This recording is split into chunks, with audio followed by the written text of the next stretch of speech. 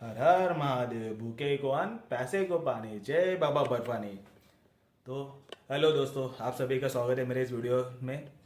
आशा करता हूँ आप सभी स्वस्थ हो।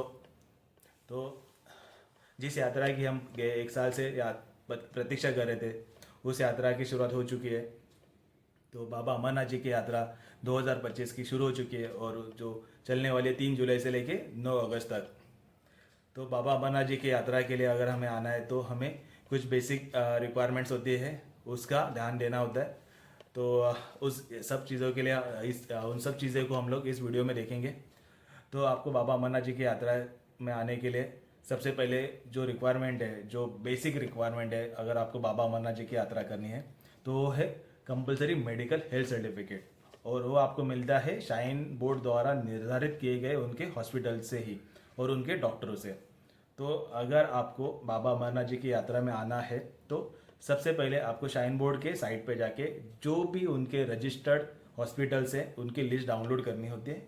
एंड वहाँ पे जाके आपको आपका हेल्थ मेडिकल चेकअप कराना होता है। सबसे पहले तो आपको आपके शाइन बोर्ड के साइट पे जाके जो हेल्थ सर्टिफिकेट का जो फॉर्म आता है वो आपको डाउनलोड करना है। और जो लिस्ट है, जो निर्धारित किए हुए जो रजिस्टर्ड हॉस्पिटल्स है, वहाँ पे जाके आपके आस पर आपके सिटी के हिसाब से हर एक सिटी में उनके हॉस्पिटल्स होते हैं, टाइप होते हैं। तो आपके एज पर जो आपकी जो भी सिटी है वहाँ पे जाके आपको हॉस्पिटल में जाके मेडिकल हेल्थ सर्टिफिकेट लेना होता है, जिसके लिए वहाँ के जो डॉक्टर्स है आपकी blood test, ECG, normal test करेंगे और आपको फिटनेस सर्टिफिकेट इशू करेंगे। तो सब fitness certificate is the most is the main important part in your Amarnath Yatra. तो आपको अमरनाथ यात्रा करना है तो सबसे पहले आपको आपका हेल्थ सर्टिफिकेट आपके पास होना चाहिए, और वो भी आपको जो रजिस्टर्ड डॉक्टर है उनके पास से ही लिया हुआ। अगर आपने कहीं से भी प्राइवेट डॉक्टर से अगर आप कोई भी सर्टिफिकेट लेते हो तो उसे रिजेक्ट किया जाएगा, आपको यात्रा करने नहीं दी जाएगी। तो आप ध्यान रखना, आप जो भी आपका मेडिकल हेल्थ सर्टिफिकेट ले रहे हो वो आपका रजिस्टर्ड डॉक्टर के पास से ही हो। तो उसके बाद आते हैं टाइम जो रजिस्ट्रेशन करने के लिए। तो रजिस्ट्रेशन करने के लिए हम ऑनलाइन और ऑफलाइन दोनों तरीके से रजिस्ट्रेशन कर सकते हैं। ऑनलाइन रजिस्ट्रेशन करने के लिए हमें शाइन बोर्ड के साइट पे जाना होता है और वहाँ पे अपना रूट डालना होता है, अगर हम लोग कौन से रूट से जाने वाले हैं। क्योंकि बाबा अमरनाथ की यात्रा 2 रूट से होती है, एक तो बालटाल और एक पहलगाम। पहलगाम का जो रूट है वो प्राचीन रूट है, जहाँ से बहुत समय से यात्रा चलती आ रही है। भक्तजन इसी यात्रा को सबसे ज़्यादा प्रेफर करते हैं, जो ओल्ड सीनियर सिटीजन हो रहे हैं, क्योंकि रूट लंबा है बट यहाँ पे ट्रेक करना थोड़ा इजी होता है। तो इसके लिए लोग पहलगाम का रूट प्रेफर करते हैं, जो थोड़े बुजुर्ग है। और बट अगर कोई यंग है तो वो बालटाल का रूट प्रेफर करते हैं। बालटाल का जो रूट है वो मैनमेड है। वो तो और उस रूट से आप एक दिन में आपकी यात्रा संपन्न कर सकते हो, बाबा अमरनाथ के दर्शन लेके आप रिटर्न बेस में आ सकते हो, तो एक दिन में। तो आपको आपका रूट जो है सबसे पहले फाइनलाइज करना होता है, आपको कौन से रूट से आप यात्रा करने वाले हो। एक बार आपने आपका रूट डाल दिया और उस परमिट में आपका जो भी रूट आप डालोगे उसी रूट से आपको यात्रा करनी होगी। अगर आप बालटाल के रूट्स के परमिट निकालते हो और अगर आप पहलगाम से जाना चाहते हो तो आपको अलाउ नहीं किया जाएगा। एंड वाइस वर्सा, अगर आप पहलगाम डाला है और अगर आप आपको बालटाल से जाना है तो आपको नहीं दिया जाएगा। तो आपको आपका सबसे पहले आपको आपका रूट फाइनलाइज करना होता है कि आप कौन से रूट से यात्रा करने वाले हो, और उसी उसी रूट के हिसाब से आप आपका परमिट बनाइए। तो सबसे बात करते हैं कि रजिस्ट्रेशन के टाइम पे हमें अपना रूट फाइनलाइज करना होता है। एंड जैसे आप आपका रूट डालते हो और वहाँ पे आप सबमिट करते हो, आपको वहाँ पे लिस्ट आ जाती है डेट्स की। तो जो भी अवेलेबल स्लॉट्स है आप उस स्लॉट्स में आपका जाके रजिस्ट्रेशन कर सकते हो। ट्राई करना कि जितना रजिस्ट्रेशन आप जल्दी कर सके उतना जल्दी करना, क्योंकि स्लॉट्स जो अर्लियर स्लॉट है वो बहुत जल्दी फिलअप हो जाते हैं, उनके रजिस्ट्रेशन हो जाती है। और बाबा अभी का जो इन्वायरमेंट है वो देख के बाबा कुछ 10 या 15 दिन के अंदर ही अंतर्धान हो जाते हैं। तो जितना जल्दी हो सके आप उतना स्लॉट जल्दी का ट्राई करना रजिस्ट्रेशन करने के लिए। तो सबसे पहले तो आपको रजिस्ट्रेशन करने के लिए आपको आपका हेल्थ सर्टिफिकेट की पीडीएफ कॉपी की रिक्वायरमेंट होगी। ओके, एंड सेकंड थिंग आपका पासपोर्ट साइज फोटो। तो पासपोर्ट साइज फोटो एंड आपका हेल्थ सर्टिफिकेट जो है उसको स्कैन करके उसको पीडीएफ में कन्वर्ट करके लेना। और आप जब भी रजिस्ट्रेशन करने बैठो ऑनलाइन तब आपको साइट पे अपलोड करना होता है। ये 2 चीज़ें अपलोड करने के बाद आपका रजिस्ट्रेशन हो जाएगा। आपको एसएमएस, आपको ओटीपी आएगा, फिर आपको एक मिनिमम अमाउंट देके वहाँ पे एक पेमेंट करना होता है। वो सब कंप्लीट होने के बाद आपका परमिट जनरेट हो जाएगा। ओके, जैसे आपका परमिट जनरेट हो जाएगा आप उसके प्रिंट आउट लेके अपने साथ रख देना। ताकि इस परमिट की आपको रिक्वायरमेंट आपको यात्रा के दौरान लगेगी।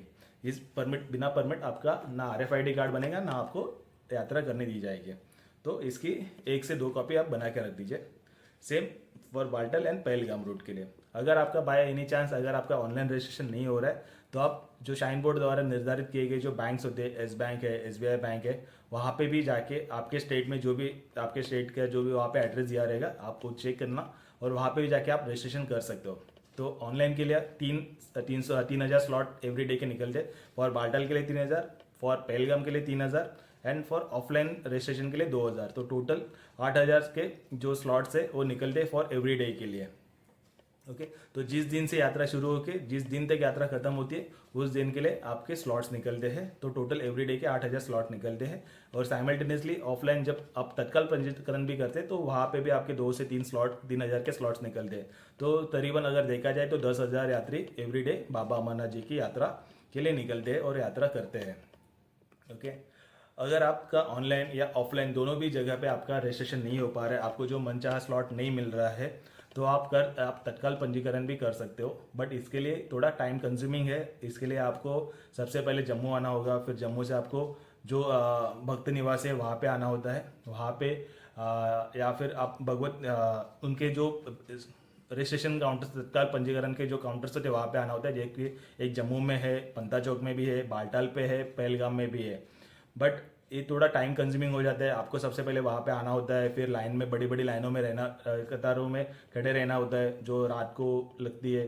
फिर वहाँ पे जो टोकन के जितने उनके लिमिट होते हैं तो उतने टोकन ही वो इशू करते हैं। उस टोकन में अगर आपका नंबर ना लगे तो आपको दूसरे दिन फिर से लाइन में खड़ा रहना पड़ता है फॉर टोकन के लिए। तो आपको टोकन कलेक्ट करो, फिर उसके नेक्स्ट डे आपको आपका मेडिकल कंप्लीट करो, फिर उसके बाद आपका ऑनलाइन रजिस्ट्रेशन करो। तो ये सब प्रोसेस में 3 से 4 दिन का टाइम लग जाता है। एंड उसके बाद भी जो स्लॉट्स उनके निकलते हैं उस स्लॉट्स में ही आपको आपका या परमिट बनेगा। तो आप नेसेसरी नहीं है कि आप जिस दिन चाहते हो उसी दिन पे आपका परमिट बने। उनके as per availability and as per slot booking के हिसाब से आपको परमिट मिला जाएगा और आपको यात्रा करनी पड़ेगी। तो इसमें थोड़ा टाइम कंज्यूमिंग है। अगर आप आना चाहते हो तो मैं सजेस्ट करूंगा कि आप आपका ऑनलाइन रजिस्ट्रेशन ही करा के आइए, ताकि आपका रजिस्ट्रेशन जो भी हो आप पहले से ही करा के लेके आइए, ताकि आपकी यात्रा मंगलमय हो, आपको किसी भी तरह की कठिनाइयों का सामना ना करना पड़े। ओके, आपको आप जैसे आ जाओगे आपका बेस कैंप में आ जाओ, फिर आपको कॉन्वे के साथ लेके जाएंगे। तो आपका प्लान आप आपकी यात्रा का प्लान प्रॉपरली कर सकते हो आने और जाने का। तो बेस्ट है अगर आपका रजिस्ट्रेशन आप करके आते हो तो इज द बेस्ट। अगर आप किसी कारणवश नहीं होता है और अगर आपके पास टाइम है तो आप यहाँ पे भी आके तत्काल पंजीकरण कर सकते हो। सेकंड थिंग हम बात करते हैं कि ये तो हुआ रजिस्ट्रेशन। रजिस्ट्रेशन के बाद हमें देखना होता है कि अपना ट्रांसपोर्टेशन। तो आप ट्रांसपोर्टेशन आप अगर बाय ट्रेन आ रहे हो या फिर फ्लाइट आ रहे हो तो आपको आपका जो परमिट है, जिस डेट का आपका परमिट है उस हिसाब से आपको आपके रजिस्ट्रेशन करने होते हैं। जैसे अगर आप मानो अभी 3 तारीख से बाबा अमरनाथ की यात्रा शुरू हो चुकी है, तो 3 तारीख को तो पहला बाबा के दर्शन के लिए लेके जाएंगे। बट उसके लिए एक दिन पहले कॉन्वे चलेगा जो बाल्टाल से, तो वो निकलेगा 2 तारीख को। ओके, 2 तारीख को आपको कॉन्वे के लिए भगवती निवास आना पड़ेगा। फिर आपको अगर आप कहीं मुंबई से या कहीं और शहर से आते हो जहाँ पे आपको 2 दिन का ट्रैवलिंग लग रहा है, तो आपको 2 दिन पहले या का बुकिंग करना होगा। एज वेल एज आपकी अगर ट्रेन रात को आ रही है तो आपको बस के टिकट्स ना मिल सके, तो वो सब सिचुएशन देके आप आपका जो ट्रेन का या फिर आपका फ्लाइट का अगर आप बुकिंग कर रहे हो तो आप ये सब सिचुएशन देख के आप बुकिंग कर लेना। ताकि अगर मैं मुंबई से जा रहा हूँ तो मुझे 2 दिन ट्रैवलिंग के लिए चाहिए, जो मुंबई से लेके जम्मू के लिए। फिर उसके बाद मेरी ट्रेन वहाँ पे आफ्टरनून तक पहुँचे, मुझे छोड़ देगी। फिर आफ्टरनून के बाद मुझे वहाँ पे जाके जम्मू पे छोड़ेगी। फिर जम्मू से मुझे भगवती निवास जाना है। फिर भगवती निवास जाके मुझे वहाँ से बस के टिकट्स लेने हैं। फिर वहाँ से मुझे दूसरे दिन अगर मुझे लकीली अगर मिलती है टिकट्स तो मुझे दूसरे दिन की अगर मिलती है तो दूसरे दिन मैं कॉन्वे के साथ बाल्टाल तक चला जाऊँगा। एंड फिर उसके बाद मैं बाबा के दर्शन के लिए। तो ये सब सिचुएशन को देख के आप आपके जो रजिस्ट्रेशन है, आपके टिकट्स जो बुक कर रहे हो, आप ये सब सिचुएशन को देख के आप आपके टिकट्स बुक कर सकते हो। ओके, ये तो हुई ट्रांसपोर्टेशन की बात। तो आपको बाबा अमरनाथ जी की यात्रा में जो सबसे बड़ा खर्चा आने वाला है वो सिर्फ ट्रांसपोर्टेशन ही है। इसके अलावा आपको किसी भी चीज़ की आपको कोई भी टेंशन लेने की ज़रूरत नहीं, क्योंकि बाबा अमरनाथ की कृपा से वहाँ पे खाने पीने के बहुत सारे लंगर लगते हैं। हर एक लोकेशन से, हर एक स्टेट के वहाँ पे लंगर्स लगते हैं। तो और उनके साथ साथ उनके लंगर्स में आपको रहने की भी उन्होंने फैसिलिटीज़ दी रहती है। वो फैसिलिटीज़ बड़े बड़े लंगर जो होते हैं वहाँ पे रहने की भी उनके व्यवस्था की हुई रहती है। तो आपको रहने के लिए या फिर खाने के लिए किसी भी चीज़ की आपको तकलीफ लेने की ज़रूरत नहीं है। जो भी आपका लगेगा सिर्फ ट्रांसपोर्टेशन का ही खर्चा लगेगा, और अगर आपको अलग से अगर कुछ आप वहाँ पे शॉपिंग्स वगैरह करें तो लगेगा, वरना किसी भी और चीज़ में आपको कोई भी खर्चा नहीं होने वाला है। वहाँ पे हर एक मेडिकल फैसिलिटी वगैरह सब कुछ अवेलेबल है, बाबा अमरनाथ की कृपा से वहाँ पे सब आपको मिल जाता है। ओके, तो ये तो बात हुई ट्रांसपोर्टेशन की, हमने बात की। सेकेंड थिंग, अगर आप आ रहे हो तो आप अगर कोई अगर आपको कोई भी मेडिकल इश्यूज़ है तो आप आपके जो भी मेडिसिन है आप आपके साथ कैरी करना, क्योंकि वहाँ पे आपको मेडिसिन तो मिल जाएगी, बट इनकेस अगर वो आपको सूट नहीं होती है या फिर आपके जो मेडिसिन वहाँ पे अवेलेबल नहीं है तो आपको प्रॉब्लम हो सकती है। तो अगर आपको बीपी, डायबिटीज़ या कुछ भी तरह की से किसी भी तरह की आपको अगर बीमारियां है या फिर आपको कोई भी स्वास्थ्य रिलेटेड अगर कोई भी आपको परेशानी है तो आपके जो भी मेडिसिन चल रहे हैं आप उसको कैरी करना, ताकि वहाँ पे आपको कोई भी प्रॉब्लम ना हो सके। हाई एटीट्यूड पे किसी किसी को सांस लेने में तकलीफ होती है तो आप आपके डॉक्टर से प्रिस्क्राइब करके आपके वो मेडिसिन लेके आइए, ताकि इनकेस अगर आपको हाई एटीट्यूड पे जाके अगर कुछ प्रॉब्लम्स होती है तो आपको आपके मेडिसिन साथ में होने की वजह से कोई भी प्रॉब्लम ना हो सके। हर एक चप्पे पे हर एक जगह पे मेडिकल भी अवेलेबल है, और साथ ही साथ अपने आर्मी वाले बंदे वहाँ पे खड़े रहते हैं। तो इनकेस अगर आपके साथ कुछ भी अगर जो ना मतलब कोई भी अगर हादसा या कुछ भी होता है तो हमारी आर्मी वहाँ पे तैनात है, वो आपको हर एक चीज़ हर एक जगह पे मिलेगी, आपको सपोर्ट करेगी। तो आपको किसी भी तरीके से आपको कोई भी तरह का टेंशन लेने की ज़रूरत नहीं बाबा अमरनाथ की यात्रा में। ओके, और हम लोग अभी बात करते हैं इस यात्रा में हमें जो चाहिए, सबसे मेन बात है कि बैकपैक। तो बैकपैक में मैं आपको सजेस्ट करूंगा कि आप हो सके उतने कम कपड़े आपके साथ कैरी करें, क्योंकि वहाँ पे लॉकर की फैसिलिटीज़ बहुत ज़्यादा नहीं है। एक तो आपको भगवती निवास में मिलेगी, बाकी लंगर्स वगैरह में लॉकर की फैसिलिटीज़ मिली तो मिली, वरना ना मिले तो जो भी सामान है आपको आपके साथ ही कैरी करना होगा। वहाँ पे पौने खच्चर भी मिलेंगे आपको, जहाँ और बंदे भी मिलेंगे जो आपकी बैग लेके जाएंगे, but they will charge you for one bag. आपके जितने बैग्स होंगे उस हिसाब से आपको चार्ज करेंगे, फिर मिनिमम 500-600 रुपये तो वो चार्ज करेंगे। तो जितना ज़्यादा लगेज होगा उतना ज़्यादा अगर आप कैरी कर रहे हो तो आपको ही आपकी यात्रा थोड़ी कठिन हो सकती है, या फिर अगर आप किसी को दे रहे हो तो आपको उसका चार्ज देना पड़ेगा। यात्रा में आप अगर आप चल नहीं सकते हो तो आप घोड़े खच्चर भी ले सकते हो। वहाँ पे पालकी भी है, जो पालकी का रेट कुछ अराउंड 13 से 16 हज़ार के बीच में चल रहा है। वहाँ पे आपको शाइन बोर्ड के साइड पे आपको सबके रेट्स मिल जाएंगे। ओके, घोड़े खच्चर्स का भी आपको रेट मिल जाएगा। आप जो भी बंदे के साथ आप जा रहे हो, जो भी उस बंदे का आईडी कार्ड ले लेना। अगर आप घोड़े या खच्चर वालों के साथ जा रहे हो या फिर फालके वालों के साथ, इनकेस अगर आपके साथ कुछ भी प्रॉब्लम हो जाता है तो आपके पास किसी एक का आईडी हो तो आप उसको साथ ट्रेस कर सकते हो या फिर आप उनकी कंप्लेंट कर सकते हो। आप जो भी है प्रीपेड वहाँ पे प्रीपेड काउंटर्स होते हैं, आप वहाँ से पालकी या फिर आप घोड़े खच्चर ले सकते हो। आपको इस सारे के रेट्स आपको शाइन बोर्ड के साइट पे मिल जाएंगे, और जब भी मैं यात्रा शुरू करूँगा मैं वहाँ के जो भी रेट्स है, वहाँ की जो भी लेटेस्ट अपडेट्स है, मैं आपके साथ शेयर करता रहूँगा। तो अगर आप अभी भी अगर आप चाहते हो इस वीडियो को देख के बाबा अमरनाथ जी की यात्रा करना, तो आप अभी भी स्लॉट्स ओपन है। आप आपके नज़दीकी अस्पताल में जाके आपका हेल्थ सर्टिफिकेट करा लीजिए। और आपके अभी जो स्लॉट्स अवेलेबल है वो 1 तारीख से अवेलेबल है, 1 अगस्त से लेके 9 अगस्त तक के बीच में स्लॉट्स अवेलेबल है। तो अगर आप इस साल भी अगर यात्रा करना चाहते हो तो आप यात्रा कर सकते हो। तो इस यात्रा के लिए आपको सबसे ज़रूरी जो है वो मेडिकल हेल्थ सर्टिफिकेट है। उसके बाद आपको आपका परमिट जनरेट करना होता है, और फिर आपको आपके निर्धारित जगह से आप जहाँ से भी आने वाले हैं वहाँ से आपको आपका ट्रांसपोर्टेशन बुक करना होता है। तो आशा करता हूँ कि आपको इस वीडियो में हर एक चीज़ मैंने कवर की है। मैंने ये वीडियो में शॉर्ट्स में ही बताया हुआ है, जो भी चीज़ें होगी वो जैसे बैकपैक है या जो भी कुछ है उस सारे की वीडियोस में यहाँ पे अपलोड कर दूंगा, ताकि इस वीडियो को हम लंबा ना कर सके। जो जो रहेगा मैं आपको अलग से उसकी क्लिप्स यहाँ पे डाल दूंगा, ताकि आपको भी आइडिया है कि मैं अपने साथ क्या क्या चीज़ें कैरी कर रहा हूँ बैकपैक में। सबसे मेन बात है, आपको बैकपैक में आपके सबसे कम कपड़े कैरी करने हैं, जितने भी आपको रिक्वायरमेंट है। जितने दिन के लिए आप यात्रा प्लान कर रहे हो उतने दिन के हिसाब से आप अपने कपड़े पैक कीजिए। ज़्यादा कपड़े आप आपके साथ कैरी मत कीजिए, आप उसका लोड आपको खुद ही को लेना है, और आपके उसके वजह से आप उस पूरा लोड आपके शोल्डर पे आने वाला है, और इसकी वजह से आपकी यात्रा कठिन हो सकती है। तो जितना हो सके उतने कम कपड़े कैरी करना। साथ ही साथ आपके जितने भी मेडिकल है आपको आपके साथ कैरी करना है।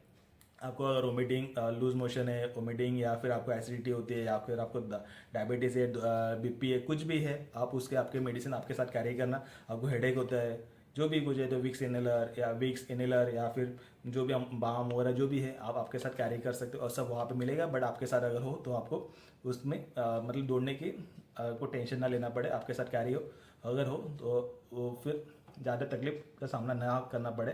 तो जितने भी मेडिसिन है आपके साथ आपको कैरी करना है। जो बाबा अमरनाथ जी की यात्रा में जो जो मेन चीज़ें मैं आपको फिर से एक बार रिपीट करता हूँ। तो सबसे पहले तो हमें अपने जो अपना हेल्थ सर्टिफिकेट है उसे कैरी करना है, मेन ओरिजिनल। देन उसके बाद परमिट कॉपी, उसके बाद हमें अपना आधार कार्ड कैरी करना होता है और एक आईडी प्रूफ, जो भी पैन कार्ड वगैरह की जरूरत नहीं लगेगा, आधार कार्ड में चल जाएगा। बट ये 3 डॉक्यूमेंट्स आपके साथ होना कंपलसरी है। ओके, क्योंकि वहाँ पे केवाईसी के लिए आपका आधार कार्ड लगेगा। ओके। सेकंड थिंग, आपको जम्मू में जैसे आप आते हो तो आपकी जो प्रीपेड सिम है वो चलती नहीं है, तो आपको वहाँ पे आके जो वहाँ की जो सिम है वो लेनी होती है। तो वो जो सिम है आपको 300 या 400 के बीच में मिल जाएगी 1 महीने के लिए। उसमें डेटा वगैरह सब कुछ मिलता है। 300 या 400 रुपये का जो सिम आती है उसमें आपका 1 महीना, वहाँ पे जितने भी दिन आप रहते हो उतने दिन आपका उसके लिए सफिशियंट है। तो अगर आपका पोस्ट पेड कनेक्शन है तो आपको कोई भी चीज़ की टेंशन लेने की ज़रूरत नहीं, आपका मोबाइल चालू रहेगा, आपका सिम जो है वो चालू रहेगा। क्योंकि पोस्ट पेड कनेक्शन वहाँ पे चालू रहता, वहाँ पे बंद नहीं होते, वो चालू रहते हैं। आपको जस्ट रोमिंग लगेगा। बट आपको अगर प्रीपेड सिम है तो वहाँ पे जैसे आप जम्मू एंटर करते हो आपका सिम बंद हो जाएगा। तो अगर आपके बैंक रिलेटेड अगर आप कुछ भी ट्रांजैक्शन करते हो या जो भी अगर OTP के लिए अगर आपका वो अकाउंट अगर वो नंबर है तो आपको प्रॉब्लम हो सकता है। तो बेटर है कि आप जो भी है, एक तो अगर आपका पोस्टपेड नंबर हो तो बेस्ट है, या फिर आपको प्रीपेड के लिए आपको वहाँ पे कोई भी नंबर लोकल सिम लेनी होती है। ओके। तो एक तो बात हुई हमारी डॉक्यूमेंटेशन, दूसरी बात हुई हमारे सिम कार्ड के बारे में, थर्ड चीज़ हमने बात की हमारे क्लोथ जो हम लोग कैरी करेंगे, फोर्थ चीज़ हमें अपने साथ अच्छे शूज़ कैरी करने होते हैं क्योंकि हमें ट्रैक करना है। तो बरसात का मौसम है, स्लिपरी एरिया हो सकता है, मिट्टी धूल मिट्टी है, तो कहीं आप फिसल ना जाए, तो अच्छे सोल वाले शूज़ आपको कैरी करना है, जिसके वजह से आपको ट्रैक के टाइम पे कोई भी प्रॉब्लम ना हो सके, आपकी यात्रा आरामदायी हो। ओके। क्योंकि कोई कोई शूज़ बहुत हेवी होते हैं जिसकी वजह से उस शूज़ के वेट से ही आपको यात्रा करने में आधे चलने के बाद आपको तकलीफ हो सकती है। तो आप कंफर्टेबल शूज़ आपके साथ कैरी करना, जिसकी वजह से आपको यात्रा में किसी भी तरह की परेशानी ना हो। सेकंड थिंग, आप चाहे तो आप क्या साथ क्रॉक्स या फिर स्लीपर भी कैरी कर सकते हो। अगर आपको लगे रास्ता नॉर्मल रोड है, आपको वहाँ पे अगर रिलैक्स चाहिए तो आप स्लीपर या फिर क्रॉक्स या फिर सैंडल भी पहन सकते हो। बट जहाँ पे खड़ी चढ़ाई या जो भी कुछ है आप वहाँ पे मैं प्रेफर करूँगा कि आप शूज़ ही पहने, ताकि आपको कहीं पे भी फिसलते हो तो पैर में मोच आने वगैरह की प्रॉब्लम ना हो सके। ओके। सेकंड थिंग, हमें हमारे साथ एक तो हो गया डॉक्यूमेंट्स हो गए, मेडिकल हो गया।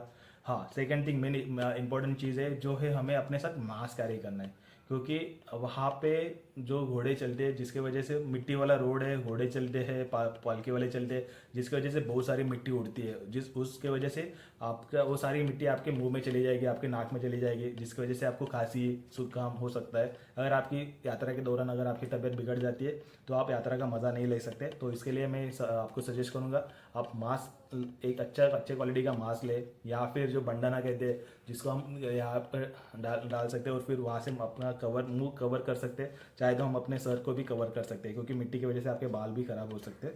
तो एक तो आप कैप या हेड आपके साथ कैरी कर सकते हो जिसकी वजह से आपके बाल खराब ना हो।